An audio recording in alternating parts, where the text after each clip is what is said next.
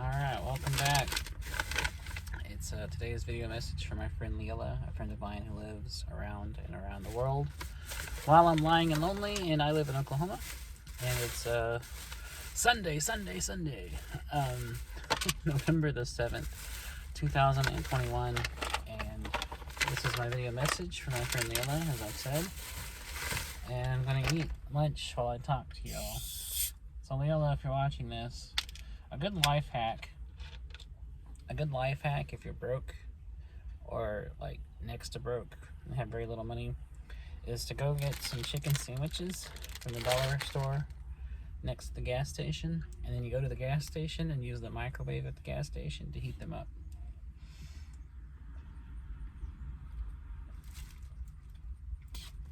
I don't have any cash, but excuse me, I do have food stamps, and I had plenty to get lunch. I just couldn't afford to actually buy lunch at the gas station. But thankfully, they have a microwave, so I can heat up these frozen chicken sandwiches. Yummy.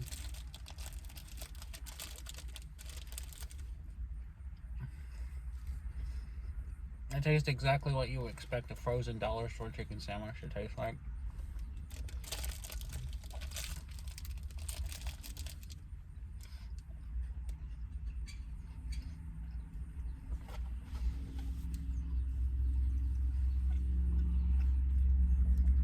Which is to say, they taste awful, but not like inedibly awful. Like I can still choke it down.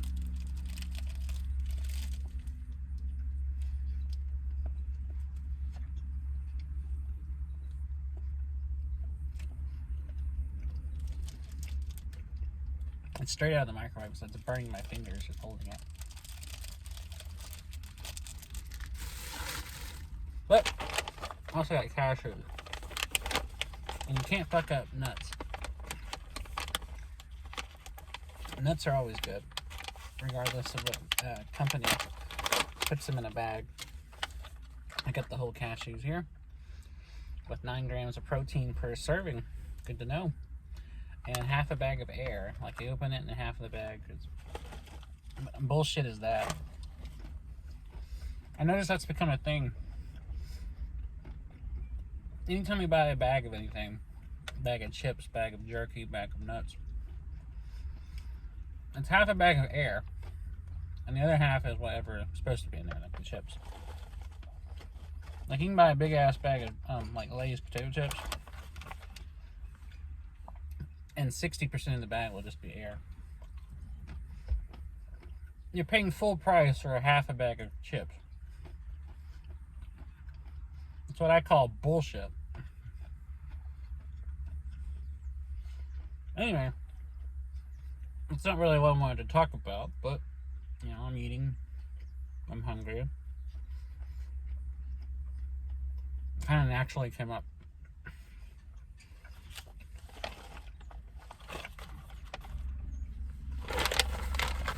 Oh shit, I almost not dropping my nuts.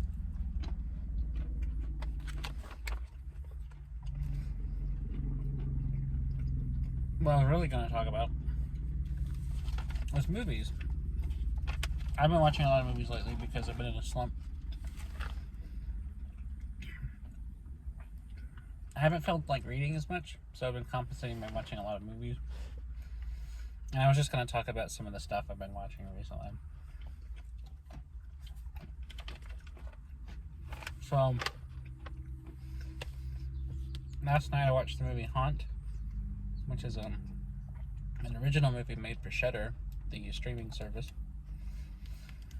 And it was very good. It's a horror movie about these college kids that get stuck in a haunted house that turns out is run by people actually trying to kill them. And I really liked it. It had a lot of suspense. It had some good twists and turns. It was very creative. And the set looked realistic. It looked like you're actually wearing this grimy, like maze thing that was constructed to kill people. It was actually really good. I haven't seen a thriller that good in a long time, I would say. Speaking of good, I watched the new Paranormal Activity movie, Next of Kin. And I gotta say, it was surprisingly really good. I really, really enjoyed it. I actually think it's the best movie in that franchise. I've seen all the others, and they're nowhere near as good as this one. In fact, I used to really like Paranormal Activity movies, but as I've gotten older and like rewatched them, I have to say I don't really like the older ones.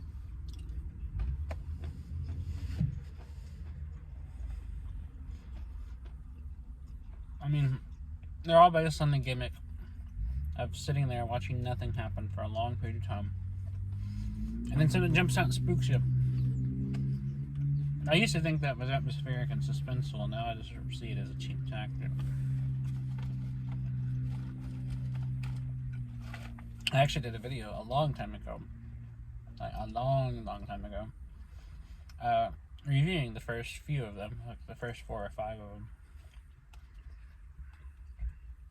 And at the time, I really liked them, and I gave them pretty high, most of them a pretty high review. There was some even back then I didn't like. Like, I hated the 3rd one, and I really hated the 4th one. Like, I still think the 4th one's the worst one.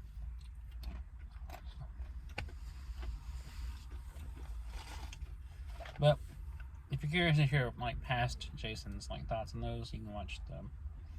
It's a 2-part review I did.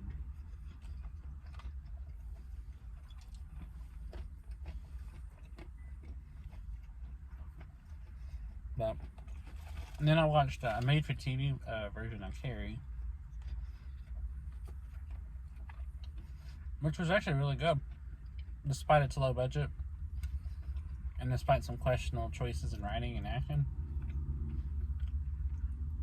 I thought it was a really great adaptation. It wasn't really a remake of the '76 movie. It was actually more of a straightforward adaptation of the novel Carrie. And it, changed a few things and added a few things, but it actually stuck really close to the narrative of the novel more than the '70s movie did. And it made some interesting choices that I actually really liked.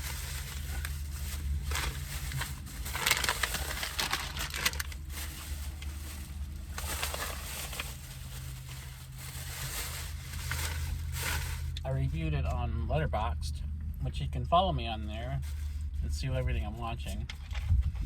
And I typically review everything I watch. So if you're ever interested in my thoughts on movies, or certain movies, here's the chance for me to plug my Letterboxd. So follow me on Letterboxd. My username is JasonBeam7, like it is on a lot of things. And I'll have a link and then below where you can follow me on Letterboxd.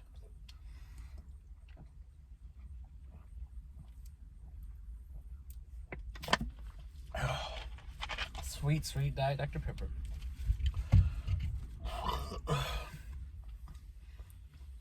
I'm touching all the bases. I'm doing movie reviews. I'm doing food reviews. I'm really appealing to all of the demographics right now. Maybe I can rope in some people. Since I'm sitting in a car, maybe I can rope in fans of Brad Jones. Actually, since I'm eating stuff too, maybe I could also rope in fans of Brad Jones. The less platform he has, the better.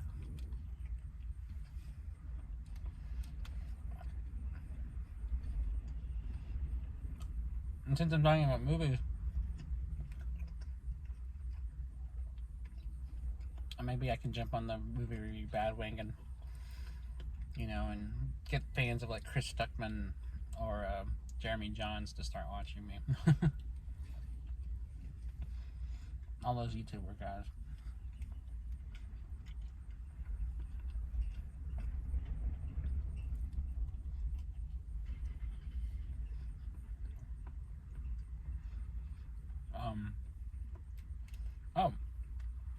So I was talking about Paranormal Activity. So the Next of Kin movie was interesting because it abandoned the whole stupid storyline of the main series, which was a good thing. I really didn't like that whole Katie sibling thing or her son that was a weirdo or whatever. That was in the first few of them.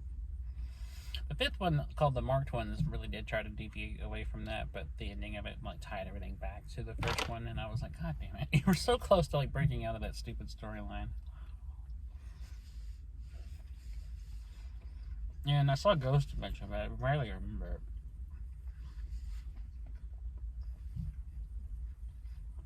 I know in Ghost Dimension you actually see the things, you see the ghost, and that was stupid.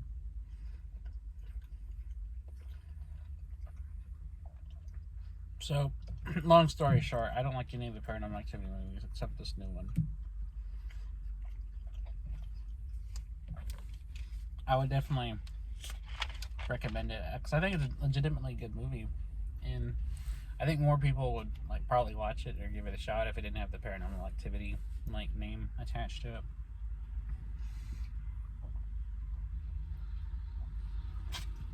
Honestly, something like that would probably drag it down and make it less appealing to people who might otherwise have checked it out. Because just as a found footage movie about a crew making a documentary about a girl like looking for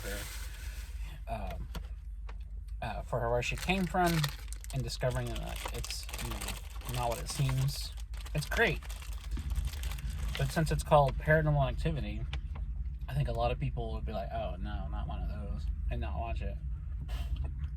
So I think Paramount really shot themselves in the foot by even like having that attached to it. I mean, they could have just made a standalone like mockumentary found footage like horror movie, and it would have been fine.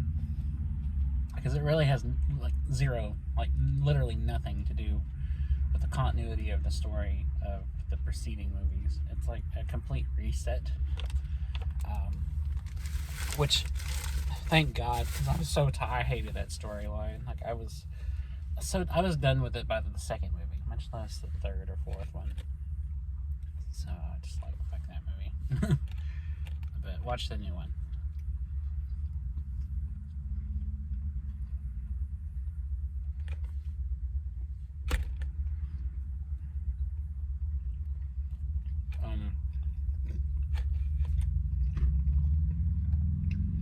I also watched Fritz the Cat recently, which is a 70s animated movie by Ralph Bakshi.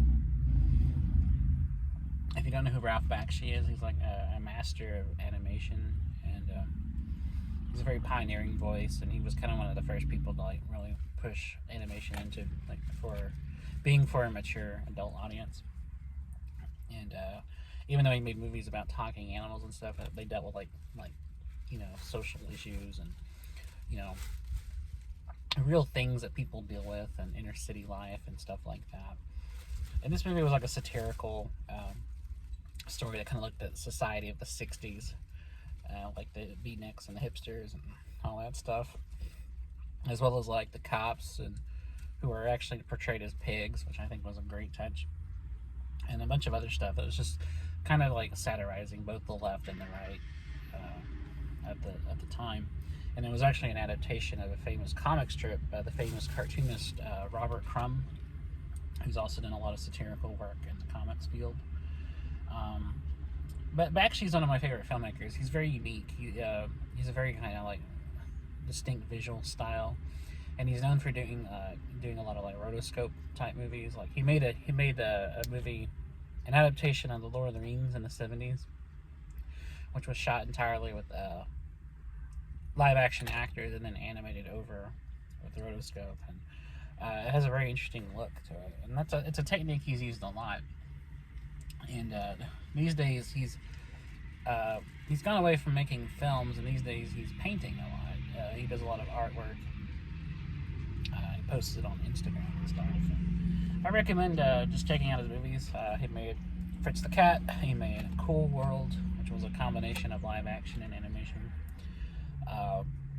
He made a movie called Wizards, which was a great like fantasy movie in the 70s. He made a great movie in the 80s called American Pop, which is a very musical kind of movie that kind of looks at like the 60s and 70s, and has lots of music from like various artists in it. It has music by like Lou Reed and a bunch of other like artists appear, like have songs in it. And it's very much kind of just a look at kind of the cultural changes of the 60s into the 70s, and follow these kind of characters, like an American kind of Odyssey kind of situation. And it's a very underrated movie, and it's a good musical movie. If you like movies with lots of music that are musical driven, then American Pop is really a good one to go with. But Ralph Bakshi's just a really good film. Also watch his Lord of the Rings adaptation. It was supposed to be like a multi-part movie, but you know he couldn't get financing, so it was just a standalone movie. But it's very good, and it's a very good, interesting adaptation of Lord of the Rings. And I like the kind of like visual look it has to it because of his use of rotoscoping. And I don't know, he's just a very good filmmaker.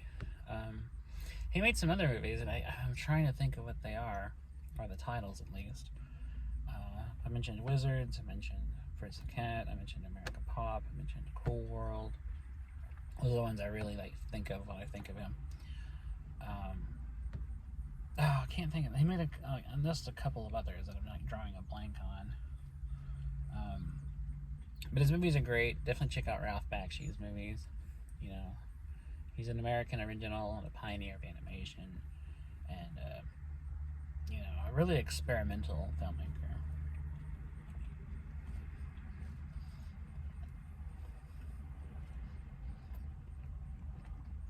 Also, Fritz the Cat has the distinction of being the first animated film to be rated X by the American Ratings Board.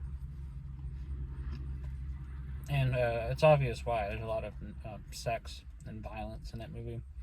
There's animals getting their guts blown off and their heads shot off, and like orgies between like cats and rabbits and all kinds of other animals going at it. And it's a pretty wild movie. It's pretty funny though.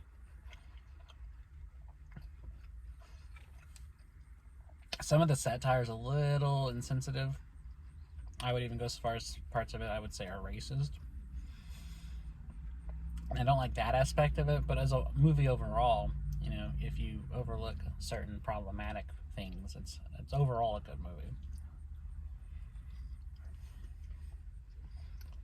But I do recommend Fritz the Cat.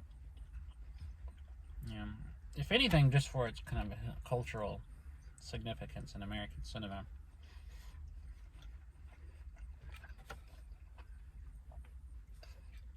I mean, but also, I mean, if you want to watch like anthropomorphic animals might have sex and you know and cause riots and stuff, then you can also watch it for that purpose. I really like animation. So, I mean, anything animated, I'm usually willing to give it a shot. I grew up watching like lots of cartoons and stuff, and I've always been a fan of animation. And the older I get, the more I'm a fan of like the history of it and the craft of it. And I like seeing different kinds of animation, different animators' styles and stuff. And some of my favorite movies either are or in part animated and have some like really beautiful or interesting animation. Like those classic Walt Disney movies from like the 30s and 40s. I think those are some of like the most beautiful animated films. You know, stuff like Snow White and Cinderella and that stuff. I think are some, like to this day, like some of the best I've ever seen. And Beauty and the Beast is also, I think, one of the most gorgeous looking animated films. And it's just a great movie. You know, and I love other like animated films too, like Ralph Bakshi's work. Or there's a great movie from the 80s called Rock and Roll, which is a like rock and roll like animated movie. I really like it. Heavy Metal is a great animated film, with, which also has a lot of great music in it. Heavy Metal also uses a lot of rotoscoping as well. It's a very good movie, and it's just kind of an anthology movie driven by sci-fi stories. It's very, very good. Oh, and one of my favorite musical movies, Pink Floyd, The Wall, has some gorgeous animation in it by Gerald Scarfe. Scarfe, I'm not sure how you pronounce his name. But the animation in that is like some of the best animation I've ever seen. And very surreal and haunting and almost horror imagery in some parts. You know, it's used very symbolically.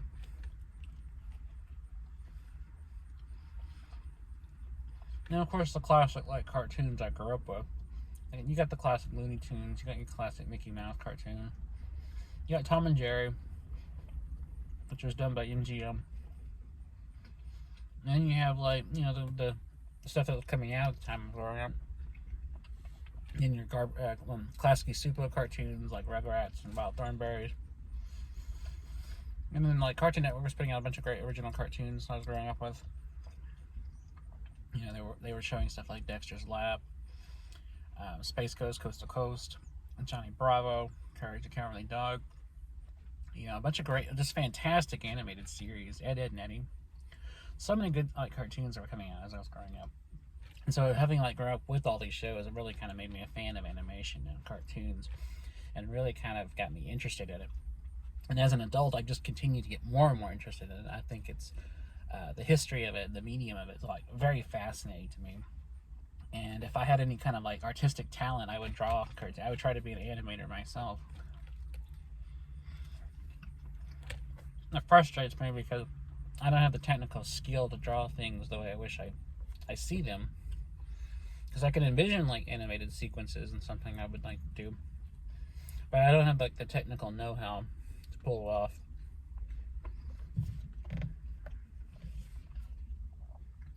I'm probably the most I could probably draw is like maybe like cartoons, like not even like cartoons, but like like newspaper cartoon, like comic strips. Like that's probably the most technical I could ever get. It's like drawing something that looks like a New Yorker cartoon.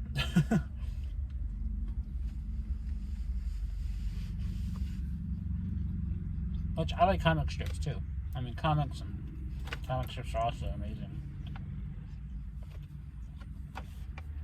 And I grew up reading those just as much as I did watching cartoons on TV.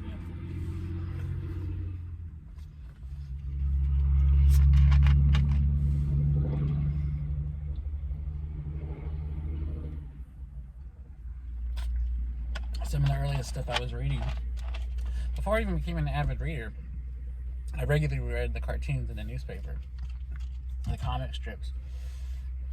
I was, even at a very, very early age, I was reading the comic strips. And I was reading Peanuts and Baby Blues and Shoe, Wizard of Id, Blondie, all that stuff. And I still like all those strips even now. I still, well, I don't read them regularly, but, every now and again I'll get a paper and I'll still go through them.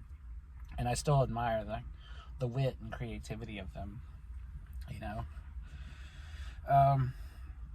and just getting into comics has also made me go back and read like classic comics and read comic books and read like classic graphic novels. And I really gotten as an adult way more into the medium of comics, but I've always been a fan of them ever since I was a kid. And my introduction to them was through reading the comic strips and newspapers. The newspaper in my hometown used to run those classic strips. They'd run the Peanuts and the Baby Blues and Blondie, Shoe, Garfield, For Better or For Worse, all those standard ones that most newspapers have. And here and there I've seen others that I haven't seen before, or ones that started running later in life I didn't see growing up. Like, I don't remember seeing like High and Lois until later. And that one's okay. I have varying opinions. Like, there's some that are really witty and clever. Like, The Far Side's like the best comic strip of all time. Peanuts is a classic. It's timeless. BC is timeless. Wizard of Id is timeless. These are like some like that will stand the test of time comics that will always be there. And then there's others that are just bland or boring or really unfunny, which is the greatest sin I think a comic strip can be, is unfunny. Not to say comic strips have to be like funny all the time. I mean, there's a lot of great serious dramatic comics that used to run as strips in the newspapers. There was Batman comic strips, and there was stuff like Dick Tracy, and stuff like that, which I also used to read sometimes when they would run them in the newspapers. And I've read books of like the comic strips of Batman. And even the funny ones don't always have to be funny. Like Peanuts could be very philosophical, sometimes. And or there's great satirical ones that are funny while still making a sharp, point. Like, I love Doonesbury. Doonesbury's fantastic. I've always been a fan of Doonesbury. I even liked Doonesbury when I was a kid and didn't even get Doonesbury. I didn't understand any of the political stuff, but I thought it was still funny and still interesting.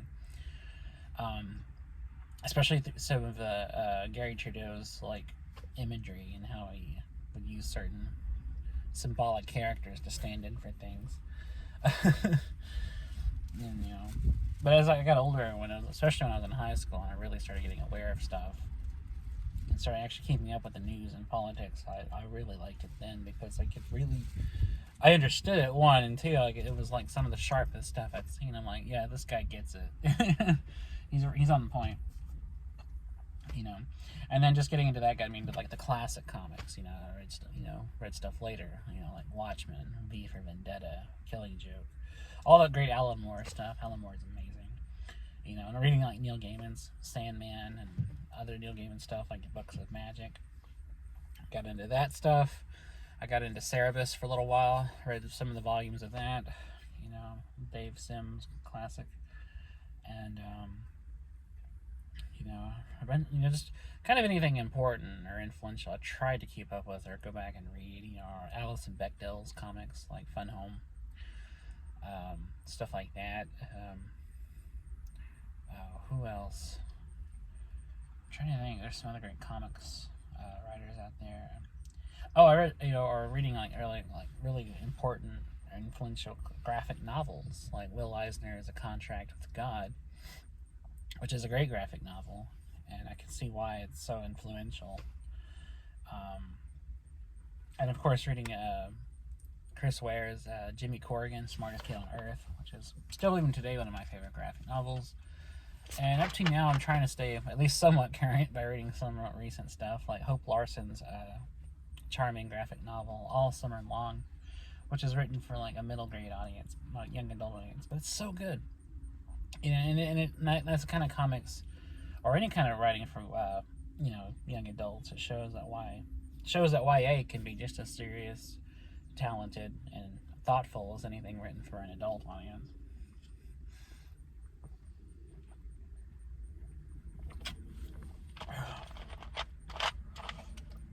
Excuse me. So, and of course I try to read like the superhero stuff too, if I can. I've read most of the classics, influential stuff, like Batman Year One, Death in the Family. What else? Dark Knight Returns, stuff like that. Civil War. All those like really big name graphic novels I've tried to like find and read at some point. So I've definitely gotten way more into comics over time, and I'm trying to like stay current.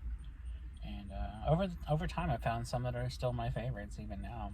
Like some like the ones that are just everyone's favorites, the ones that are just gonna be there forever. Like Watchmen will always be around. Jeff Smith's Bone will still always be around. Art Spiegelman's Mouse will always be around.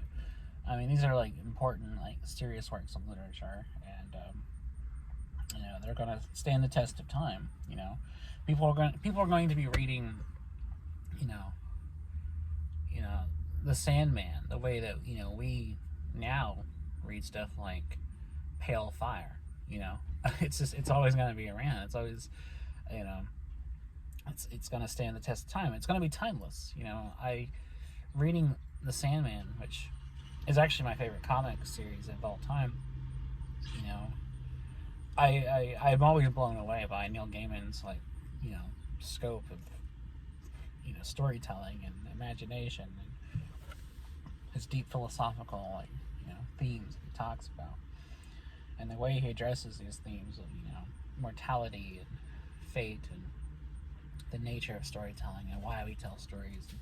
It's really just it's up there with anything Shakespeare wrote, and and it's no coincidence that Shakespeare is a big recurring character and theme in Sandman. You know, Gaiman really likes those kind of themes that, you know, the Bard himself wrote about. And I think, and Gaiman, I also really think, and maybe he doesn't get enough credit for this, but really pushed the boundaries of comics and what comics could be, and what storytelling could even be, and like kind of just really almost reinvented the medium single-handedly, I would say.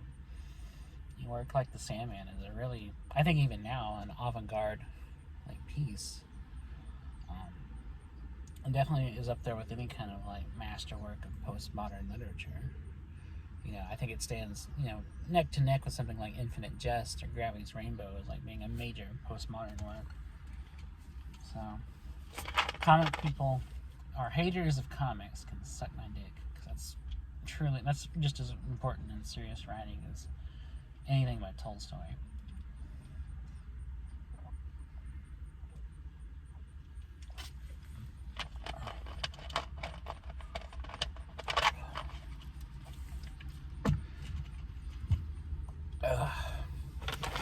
I had another thing of cashews, but I'm going to save them because I'm actually full. I guess I eat really quickly, or I guess 2 chicken sandwiches and cashews were enough. But I'm really full, and I don't know how I got off the topic from animation into comics, but I guess, I mean, it makes sense. They're both visual mediums. They're both, you know, traditionally created with pen, paper, ink, and drawing. You know, they have similar goals, you know, one showing the illusion of movement, you know, in a medium to tell stories, and the other using its static nature, you know, to tell stories but simulate movement in the story. So I mean, I don't know, they're close. I mean, they're both visual art mediums, and you know, and both have influenced each other. I mean, a lot of comic books have had animated adaptations, and animated series have had comic spin-offs. I mean, they kind of feed into each other. I think the two mediums, you know, are very hand in hand. You know, they go together like jazz and blues. You know, they're very similar. You know, and coming from I would guess to say a very kind of similar place creatively. Like, I think the drive to draw cartoons, I think it's the same kind of similar drive to create comics, you know. And I can't really draw either, so I mean, I would write, you know, comics, and if someone were to draw them, I would love to. I've always wanted to like write comics, especially when I got older and started reading about Alan Moore, and you know, and just read about how like he has drawn comics, but he's typically more a writer, and he just has other people like bring them to, you know, illustrate them. And I'm like, I would love that. I would, you know, since I can't draw, I would love to just create stories for people to draw, you know, and just write the scripts, you know, for them to, you know, illustrate. That would be so good if I could find an artist to collaborate with me now. I've always wanted to create an original comic. And the same thing with animation. If I could get an animation team together to, like, you know, draw everything and animate everything, I would love to like write scripts for cartoons. You know, just I would love to be part of either tradition, honestly. And I think both would be fun to do. Yeah. So, anyways, I'm rambling as usual. I'm sorry, and sorry watching me was disgusting. But I appreciate you watching this, Lilla. I do all these for you, and I hope that you like them. And I hope listening to me talk for long periods of time like this isn't too boring. Speaking of talking for long periods of time, I've considered doing a podcast. I've been wanting to start one for a while. And for a long time, I was thinking like, well, I should do it with somebody else. I should have a co-host, you know, someone to just have conversations with. So I think that would be more interesting. But the more I think about it, one, I don't really have anybody reliable whose schedule like is always free to just do one every day like I would want to, or even every week. And two, I don't know. Two, I just, I like talking. I like to talk, and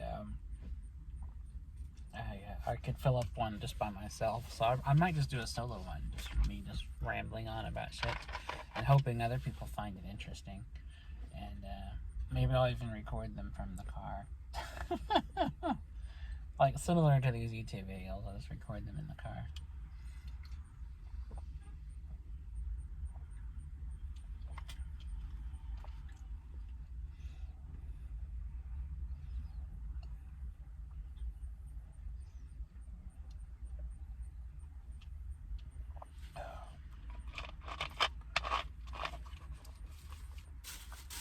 But yeah, I don't know. It's just a thought. I would like to get to it, but I don't know. I still gotta get the software and all that stuff too if I do want to create one. But I wouldn't mind doing that. Maybe at the end of this year or starting next year, maybe I'll create a podcast and just do that. I'll still do these daily vlog videos because I love doing them. But I might just do that too on the side, and just maybe even distribute them, through Spotify and Apple and wherever else people get podcasts. That'd be cool. Excuse me, I'm belching. Ugh. Pardon moi.